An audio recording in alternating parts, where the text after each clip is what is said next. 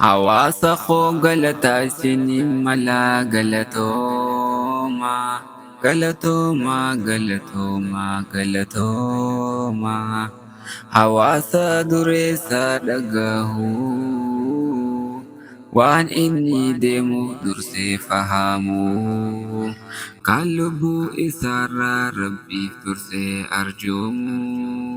Galatooma, galatooma, galatooma namu. Dogoggoruu markaza isinii baryoomu, osoo nuti jirru markazniin hiyyoomu. Jechuudhaan kunoo utubdaan, jechoomina keessaniin addunyaa mul'iftan. Rakkoo ispiikaraas kunoo ni furtan, rakkoo teessanis haa furu ammumaa. Galatooma, galatooma, galatooma. Hawaasa koo galata isiniin mala galatooma.